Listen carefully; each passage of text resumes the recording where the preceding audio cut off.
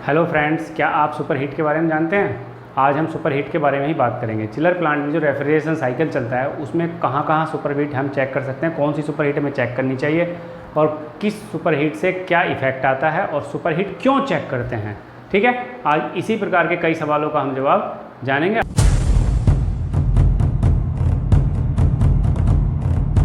देखिए, जैसे फ्रेंड मैंने यहाँ लिखा हुआ है super heat of refrigeration cycle, यानी जो हमारा उसमें गैस चलती है जैसे R134 है। फ्रेंड मैं ये R134A के लिए बात करूँगा। कौन सा रेफ्रिजरेंट है? R134A। तो इसके लिए बात करेंगे। तो सुपर हीट होती क्या है वो समझना है और कैसे निकालते हैं, इससे क्या इफेक्ट आता है। ठीक है फ्रेंड्स, सुपर हीट को जानने से पहले हमें रेफ्रिजरेशन साइकिल का पता होना चाहिए कि जो हमारा चिलर प्लांट होता है, चिलर प्लांट में जो गैस भरी जाती है यानी जो रेफ्रिजरेंट भरा जाता है वो कैसे चलता है और कैसे काम करता है। उसको जानने के बाद ही हम कहाँ कहाँ सुपर हीट कैसे कैसे निकालते हैं, कौन कौन सी होती है, वो हम जान पाएंगे।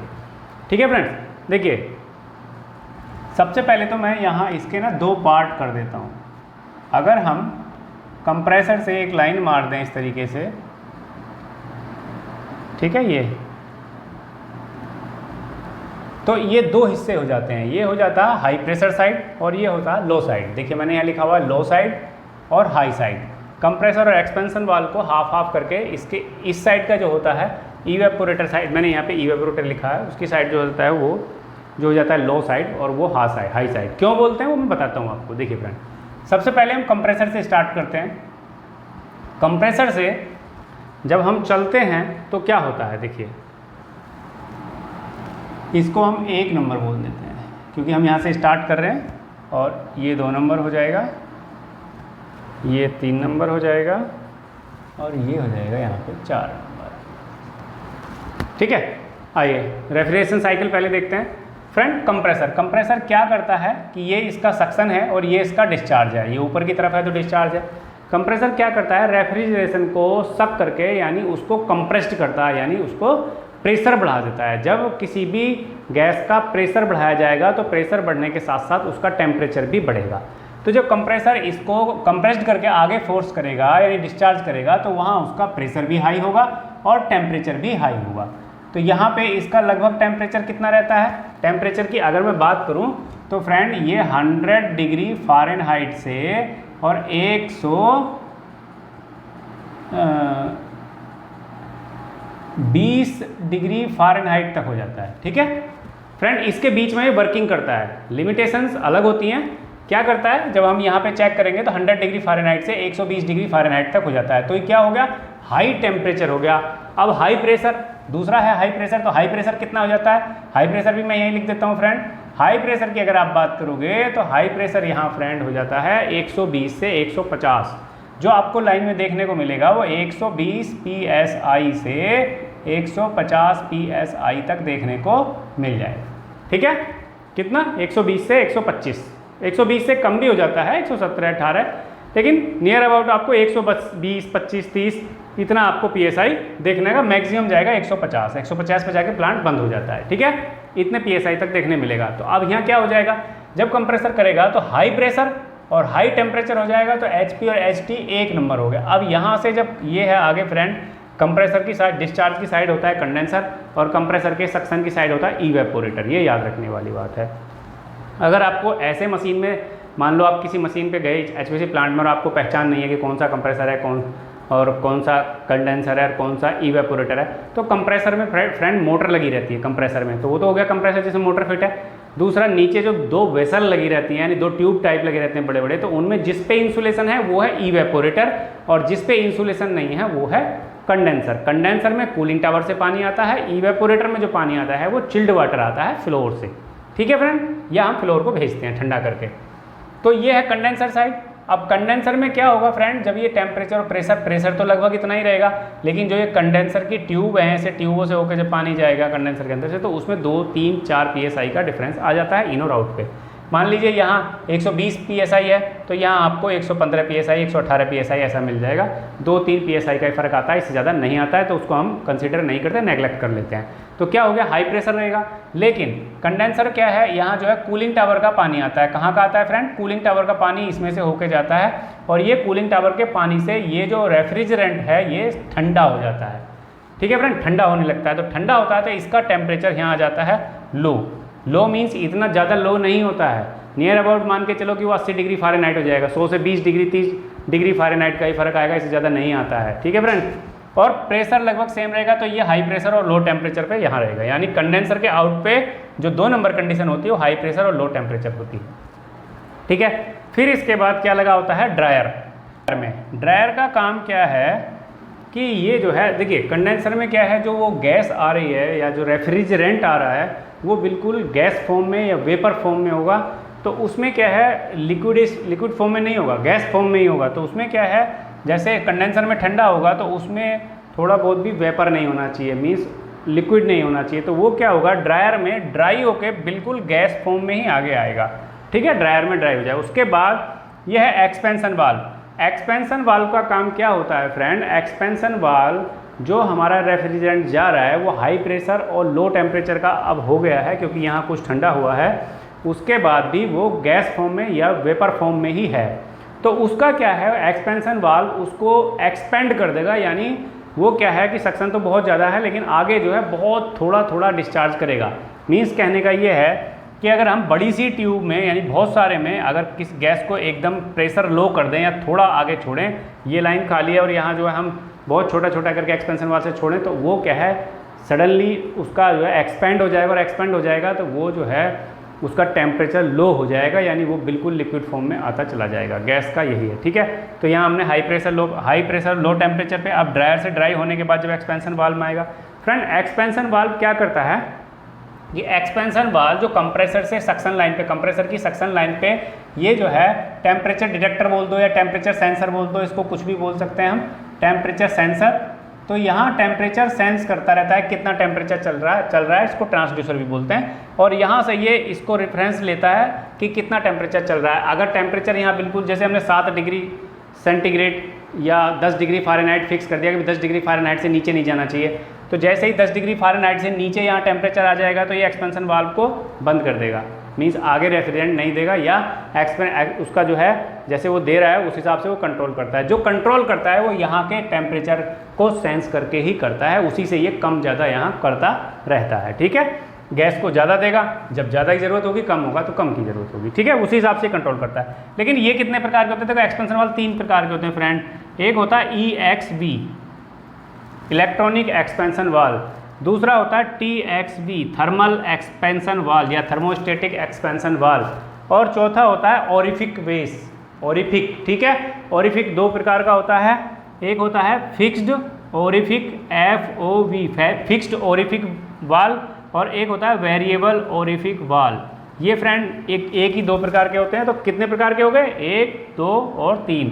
तीसरे में फिक्स ओरिफिक और वेरिएबल ओरिफिक वाल्व, ये दो प्रकार के होते हैं। ठीक है, तो जो जॉनसन यूज करती है वो फिक्स्ड ओरिफिक यूज करती है, लेकिन आजकल EXV और TXV का यूज ज़्यादा है। EXV हम ज़्यादा यूज कर रहे हैं, इलेक्ट्रॉनिक एक्सपेंशन वाल्व, ये कंट्रोल पैनल के साथ काम करता रहता है। ठीक है, अब देखिए यहाँ से जो बाद रेफ्रिजरेंट है वो लिक्विड फॉर्म में हो जाएगा, मीन्स अगर आप देखें जैसे पानी लिक्विड रहता है ऐसे लिक्विड फॉर्म में हो जाएगा।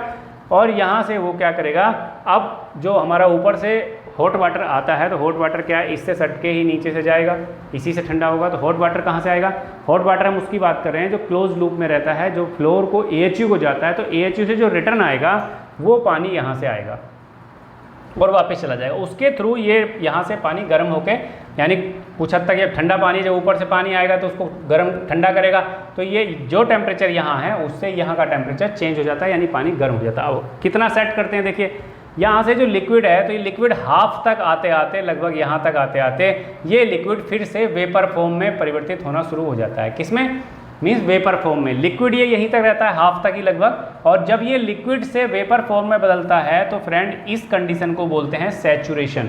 क्या बोलते हैं, सैचुरेशन। मैं लिख देता हूँ, सैचुरेशन। ठीक है। अब सैचुरेशन की क्या कंडीशन होती है? सैचुरेशन उसी को बोलते हैं रेफ्रिजरेंट का जहां पर लिक्विड से वेपर में बदले या वेपर से कंडेंसेट होकर लिक्विड में बदलना शुरू हो।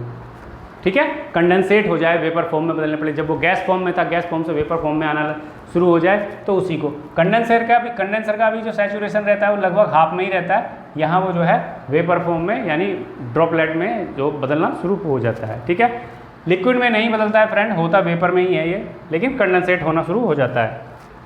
तो देखिए दो जो अब हम बात करते हैं, ये आप साइकिल तो समझ गए, यहाँ से फिर से रिटर्न सक्शन कंप्रेसर में चला जाता है और फिर ये कंप्रेस करके आगे दे देता है। तो यहाँ जो होता है ये लो प्रेशर और हाई टेम्परेचर होता है, और जो यहाँ पे होता है एक्सपेंशन वाल्व के बाद लो टेम्परेचर और लो प्रेशर, टेम्परेचर भी लो हो जाता है और प्रेशर भी लो हो जाता है, क्योंकि बहुत कम ये यहाँ से रेफ्रिजरेंट को आगे छोड़ता है तो ये क्या है एक्सपेंड कर देता है और प्रेशर यहाँ कम हो जाता है। ठीक है, यहाँ पे प्रेशर मान लीजिए 115 psi था तो यहाँ 30 से 32 psi ही रह जाता है, बहुत कम हो जाता है। ठीक है, तो अब देखिए यहाँ हमने जो टेम्परेचर चेक किया, मान लीजिए इस जगह इवेपोरेटर के आउट पे, फ्रेंड ये इवेपोरेटर है, इवेपोरेटर के आउट पे मान लीजिए यहाँ हम टेम्परेचर चेक कर रहे हैं, ये सेंसर लगा रखा है, इसी सेंसर से हम पैनल को दे दें तो पैनल भी बता देगा कितना टेम्परेचर। तो यहाँ जो हम टेम्परेचर चेक कर रहे हैं तो यहाँ का टेम्परेचर अगर कि मैं बात करूँ तो फ्रेंड ये लगभग होता है कि 37, 38, 40 डिग्री के आसपास तक होता है, 32 से और 40 डिग्री फ़ारेनहाइट तक होता है। ठीक है फ्रेंड, फ़ारेनहाइट में 32 से 40 डिग्री फ़ारेनहाइट। ठीक है, लेकिन अब मैं कहता हूँ कि मान लीजिए यहाँ का जो टेम्परेचर है वो 40 डिग्री चल रहा है। ठीक है, 40 डिग्री फ़ारेनहाइट है यहाँ का टेम्परेचर, कहाँ का? इस जगह का। अब उससे पहले जब ये सैचुरेशन कंडीशन है, सैचुरेशन टेम्परेचर जो है ये जहाँ से ये लिक्विड फॉर्म से वेपर फॉर्म में बदलना शुरू हुआ है, ये है आपका। अभी इसका टेम्परेचर आप कैसे चेक करोगे? तो इसका टेम्परेचर आप बीच में तो कुछ लगा के चेक नहीं कर सकते, तो आप क्या करोगे? प्रेशर चेक करोगे कि सक्शन प्रेशर कितना चल रहा है। कंप्रेसर का सक्शन प्रेशर चेक करो। कंप्रेसर का सक्शन प्रेशर अगर हमने चेक किया, मान लीजिए सक्शन प्रेशर चल रहा है इसका, सक्शन प्रेशर चल रहा है इसका 32 psi। ठीक है, 32 psi चल रहा है। अब 32 psi का जब प्रेशर होगा तो 32 psi के प्रेशर पे जब गैस होगी, यानी जब एक R134 से होगी, तो उस समय उसका टेम्परेचर एक निश्चित होता है कि इतना टेम्परेचर होना चाहिए उसका, वही कहलाता है सैचुरेशन टेम्परेचर। तो वो कैसे पता चलेगा फ्रेंड? एक आता है पीटी चार्ट। क्या बोलते हैं उसको? PT chart. पीटी चार्ट का मतलब हो गया, ऐसे लिखिए पीटी चार्ट करके, प्रेशर और टेम्परेचर चार्ट। यानी जब 32 psi पे रेफ्रिजरेंट होगी तो उसका टेम्परेचर जो होगा वो 36 डिग्री फ़ारेनहाइट होगा। कितना होगा? 36 डिग्री फ़ारेनहाइट। यहाँ तक क्लियर?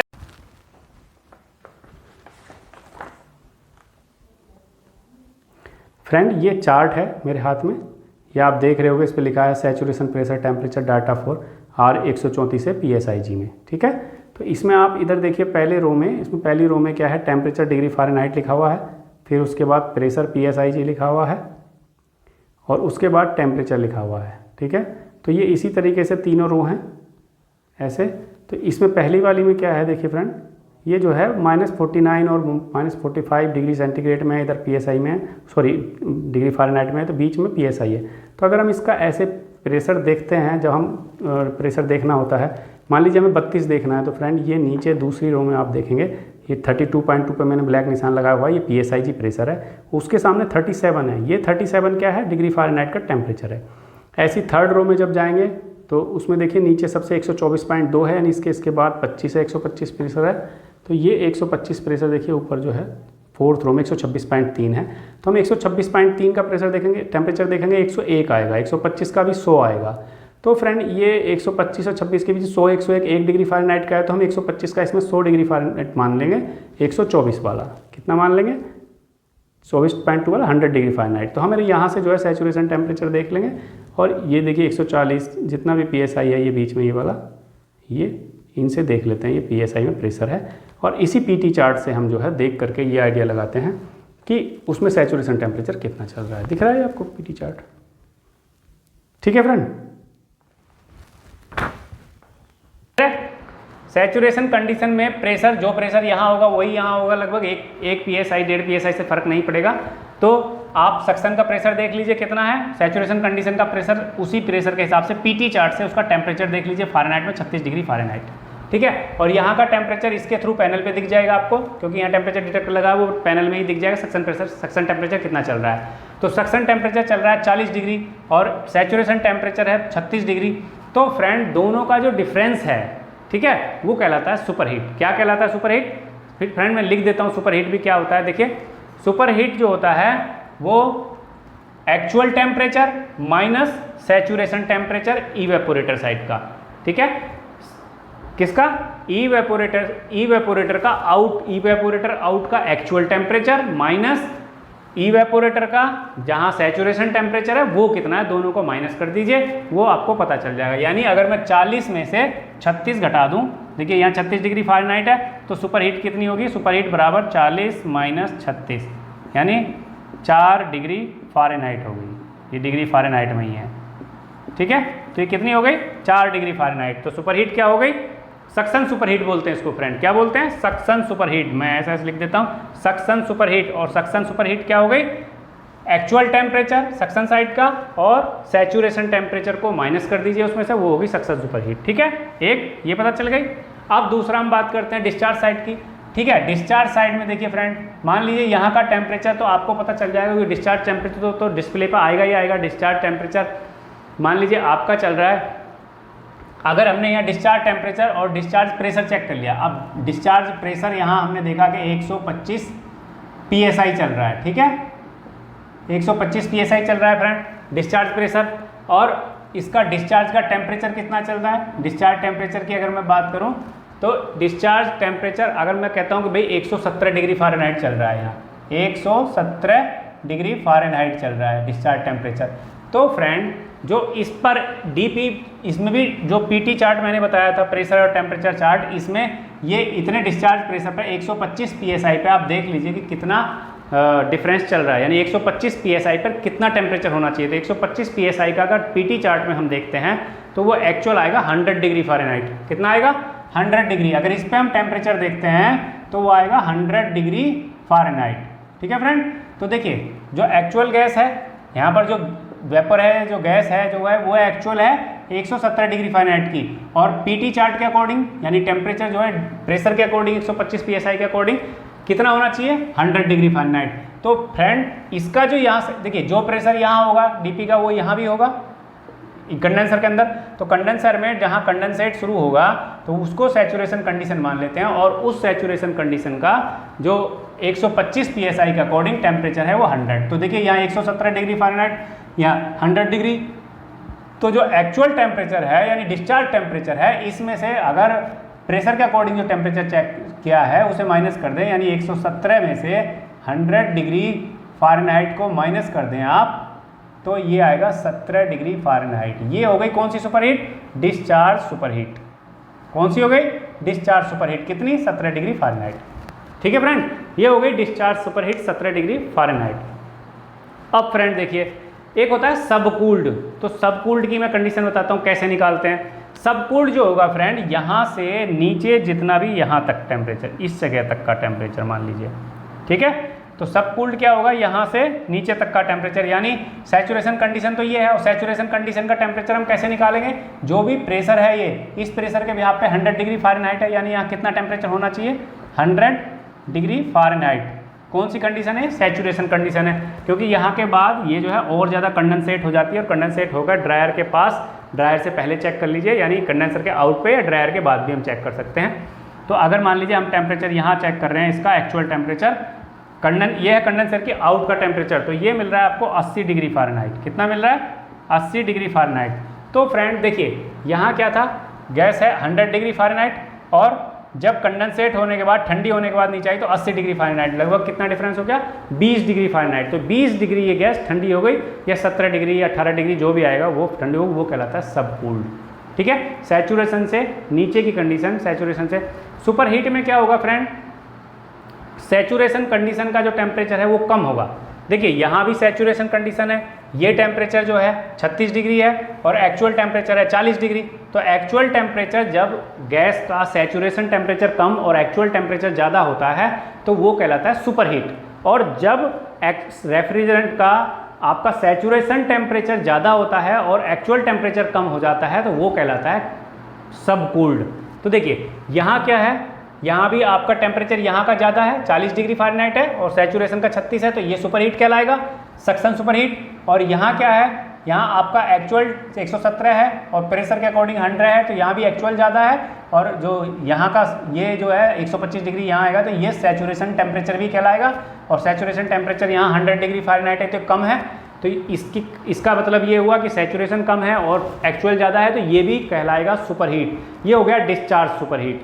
अब इसके बाद यहाँ देखिए सैचुरेशन 100 डिग्री है और एक्चुअल है 80 डिग्री, तो ये 100 से और ठंडा हो गया, 80 डिग्री फ़ारेनहाइट का हो गया, यानी सैचुरेशन ज़्यादा है यहाँ। तो सैचुरेशन टेम्परेचर में से जब एक्चुअल टेम्परेचर घटाएंगे तो जितना आएगा वो कहलाएगा सब कूल्ड। समझ गए?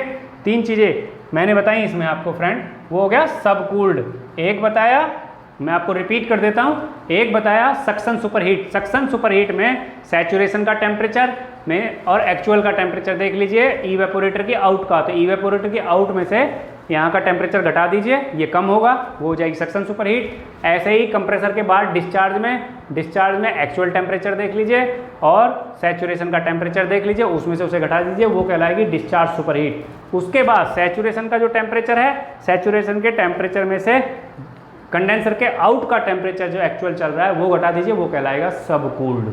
ठीक है, सैचुरेशन टेम्परेचर से नीचे का टेम्परेचर सब कूल्ड कहलाता है और ऊपर का टेम्परेचर सुपर हीट कहलाता है। ये बात आप समझ लीजिए। ठीक है, आशा करता हूँ आपको आज सुपर हीट समझ में आ गई होगी। अगर सुपर हीट से डाउट आपको कुछ भी है तो आप मुझे कमेंट करके पूछ सकते हैं, मैं क्लियर करने की कोशिश करूँगा।